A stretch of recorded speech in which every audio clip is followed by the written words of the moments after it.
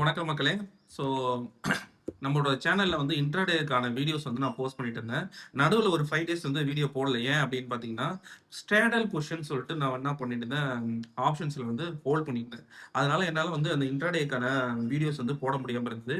இன்னைக்கு அந்த ஸ்ட்ராடல் பொசிஷனோட ஸ்டேட்டஸ் என்னன்றது தான் நான் போட போகிறேன். ஆக்சுவலாக அன்ஃபார்ச்சுனேட்லி இதுக்கு நடுவில் ஒரு விஷயம் நடந்துருச்சு. இருந்தாலும் அந்த டேட்டாஸ் வந்து நான் அப்படியே தான் கேப்சர் பண்ணியிருக்கேன். ஆக்சுவலாக பார்த்தீங்கன்னா, ஒரு ஸ்ட்ராடல் பொசிஷன்ன்றது கால் சைடு அண்ட் புட் சைடு ரெண்டு சைடுமே வந்து செல் பண்ணுறது. ஸோ செல் பண்ணி அதை ஹோல்ட் பண்ணுறது. ஸோ ஹோல்ட் பண்ணியிருக்கேன்.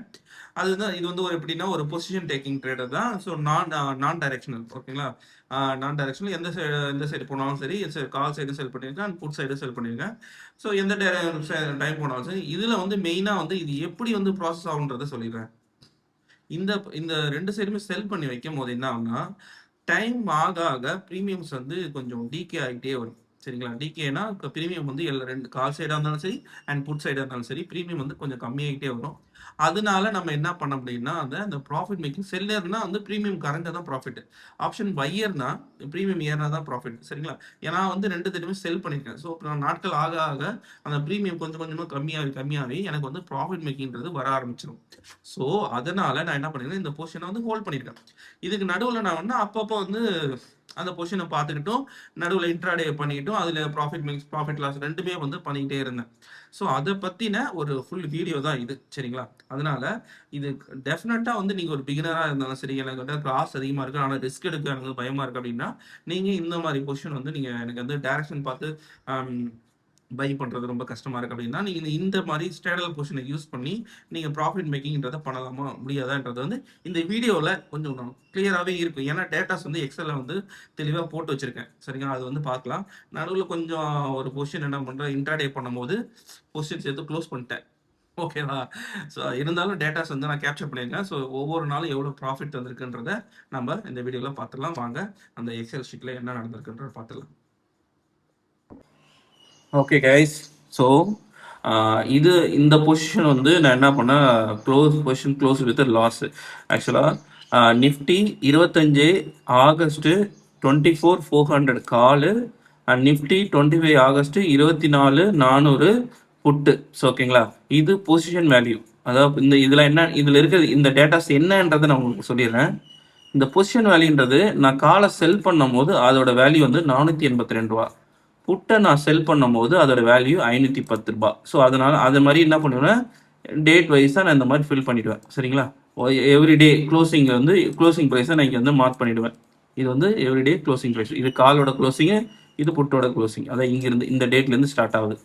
ஓகே, இந்த டேட்லேருந்து நமக்கு ஸ்டார்ட் ஆகுது. ஓகே, இது வந்து இது ரெண்டுத்தையும் நீங்கள் ஆட் பண்ணிங்கன்னா 992. சரியா? இது ரெண்டுத்தையும் நீங்கள் ஆட் பண்ணிங்கன்னா அதோட ஃபார்முலா வந்து 992 தான் வந்து இதோட. அதாவது C18 C19 ரெண்டுத்தையும் ஆட் பண்ணி டோட்டல் தான் இங்கே.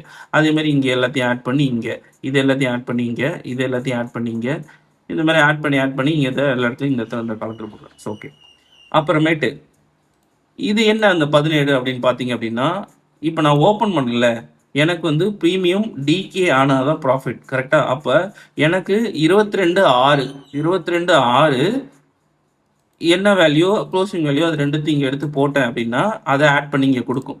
ஆட் பண்ணி கொடுத்துட்ட பிறகு இந்த 992 மைனஸ் 975 மைனஸ் பண்ணால் அதோட வேல்யூ வரும்னா 17. நான் நிஃப்டியில் ட்ரேட் பண்ணுறேன். நிஃப்டியில் ஒரு பாயிண்ட்டுக்கு 65 ரூபா. ஓகேங்களா? 65 ரூபா. அப்போ 17 இன்ட்டு 65ன்னு போட்டால் 1105. ஓகேங்களா? இப்போ உங்களுக்கு நான் என்ன எக்ஸ்பிளைன் பண்ணேன்றது புரிஞ்சிருக்கும் இந்த டேபிளில். ஸோ ஓகே, இப்போ டே 1 அதாவது 22ஆம் தேதி. ஸோ 22ஆம் தேதி 462 513 இது ரெண்டுத்தையும் நான் எனக்கு க்ளோஸ் முடிஞ்சிருக்கு. அன்னைக்கு 22ஆம் தேதி எனக்கு முடியும் போது எனக்கு 1105 ரூபா வந்து ப்ராஃபிட். இந்த 1105 ரூபான்றது ப்ராஃபிட்ன்றது என்னன்னா 17 பாயிண்ட். அந்த 17 பாயிண்ட் எங்கிருந்து வருதுன்னா, நான் ஓப்பன் பண்ணல 482 காலை செல் பண்ணதும் புட்டு வந்து 510 செல் பண்ணதும் ரெண்டுத்தையும் ஆட் பண்ணி 992. அப்போது 992 இது எப்படின்னா D18, அதாவது இது மைனஸ் இந்த வேல்யூ போட்டால் எனக்கு 17 பாசிட்டிவ் வருது. ஓகே, அதாவது ப்ரீமியம் வந்து எனக்கு இப்போ கரைஞ்சி 17 எனக்கு கொடுத்துருக்கு. அந்த 17க்கான ப்ராஃபிட் பார்த்தீங்கன்னா 1105 ரூபா.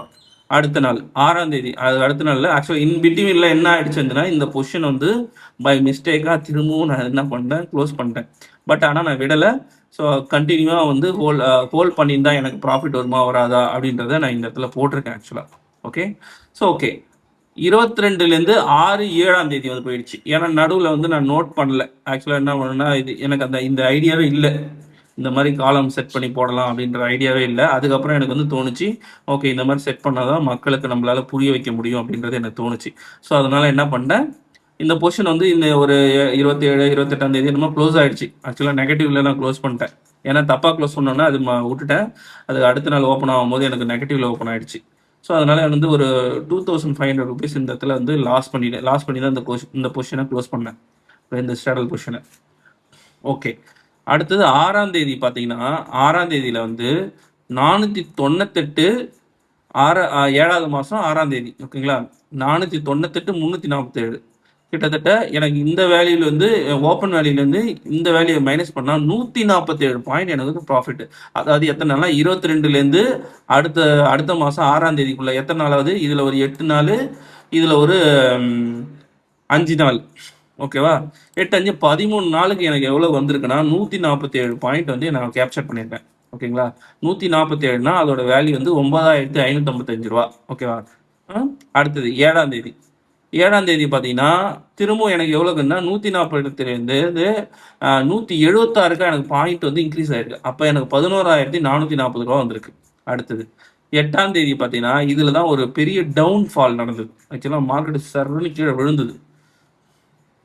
இதுலையே அது ஆமாம் 8ஆம் தேதி இதில் தான் விழுந்தது. விழும்போது என்ன ஆச்சுன்னா எனக்கு இருக்க இந்த ப்ராஃபிட் எல்லாம் நெகட்டிவ் ஆகி 2015 ரூபா தான் ப்ராஃபிட் கொடுத்தது. அது 31 பாயிண்ட் 176 பாயிண்ட்ல இருந்தது.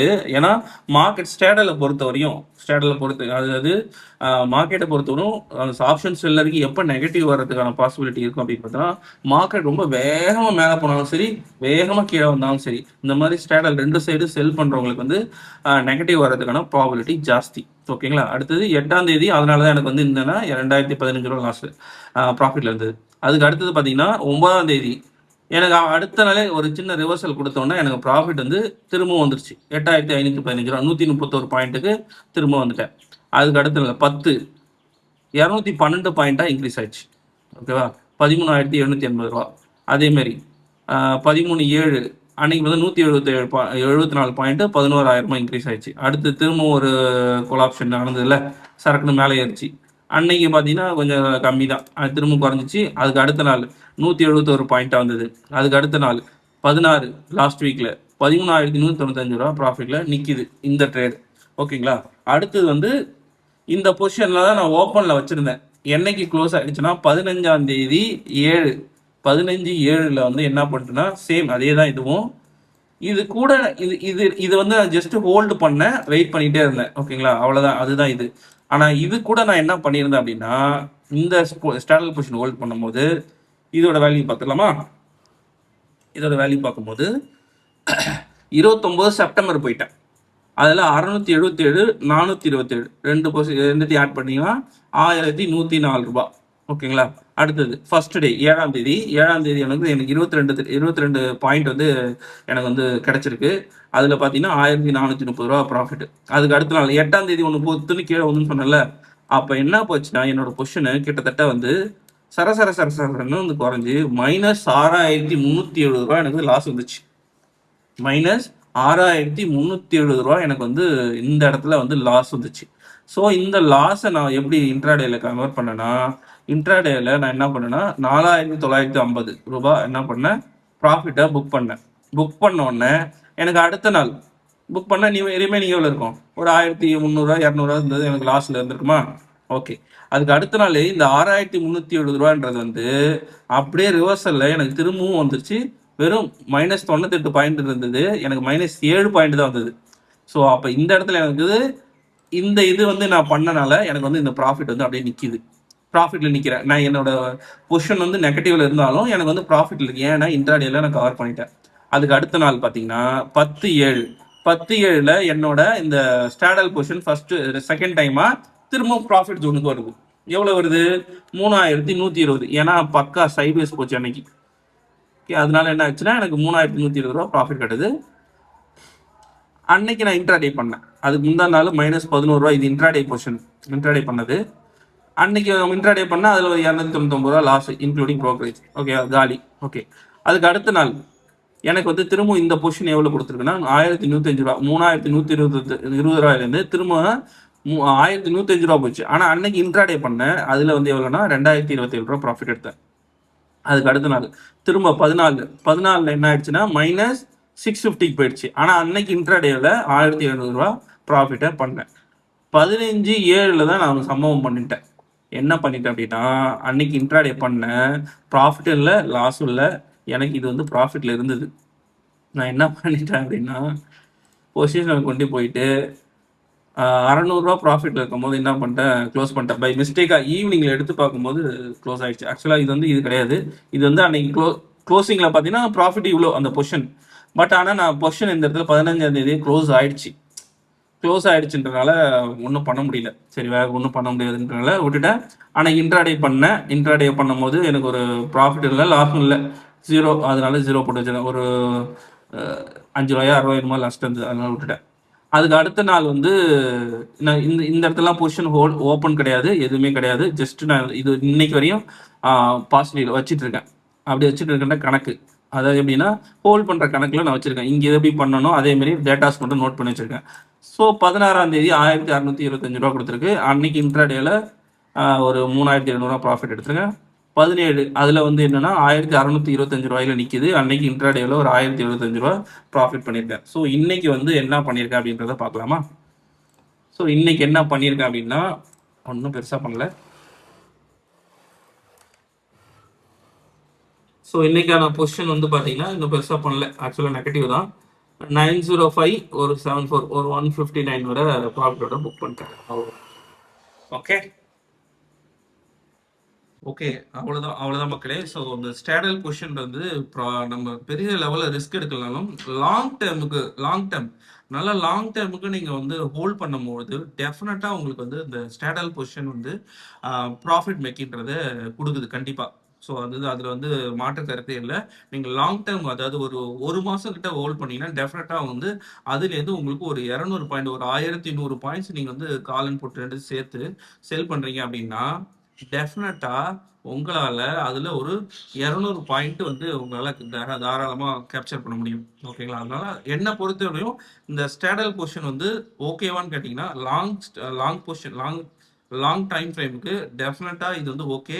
ஸோ என்ன அக்கார்டிங் டு மீ, ஸோ என்ன பொறுத்தவரையும் இதுக்கு நான் என்ன கொடுப்பேன் அப்படின்னா டிக் மார்க் தான், ரைட் தான் கொடுப்பேன். ஸோ இந்த பொசிஷன் அந்த லாங் டேர்முக்கு நம்ம ஸ்டேடல் பொசிஷன் ஹோல்ட் பண்ணும்போது டெஃபினட்டா ஓகே. இதுல வந்து 2 இருக்கு. அதே வந்து நீங்க வந்து அவுட் ஆஃப் த மணியில் ஸ்டேடல் பண்ணும்போது இன்னும் நல்ல ப்ராஃபிட் மேக்கின்றது தாராளமாக இருக்குது. Okay, that's it guys. So இதுவரையும் நம்ம சேனலை பார்த்தவங்களுக்கு ரொம்ப நன்றி. ஸோ சேனலை கொஞ்சம் சப்போர்ட் பண்ணுங்கள். இதே மாதிரி நிறையா ரியலாகவே மார்க்கெட்டில் வந்து வருதா இல்லையா, ஸோ இந்த மாதிரி டீட்டெயில்ஸ் வந்து இந்த வீடியோவில் ஃபுல்லாகவே உங்களுக்கு இருக்கும். சரிங்களா? ஸோ அதனால் என்னை சேனலை ஃபாலோ பண்ணிங்க, சப்ஸ்கிரைப் பண்ணிக்கங்க அண்ட் ஃபாலோ பண்ணிக்கங்க. பெல் ஐக்கானை தட்டிக்கிங்க. அப்போ தான் நான் போடுற வீடியோ உங்களுக்கு உடனே வரும். சரிங்களா? ஸோ வீடியோ ஃபுல்லாக பார்த்ததுக்கு ரொம்ப ரொம்ப நன்றி கைஸ். தேங்க்யூ. நான் நெக்ஸ்ட் ஒரு வீடியோவில் பார்க்கலாம். பாய்.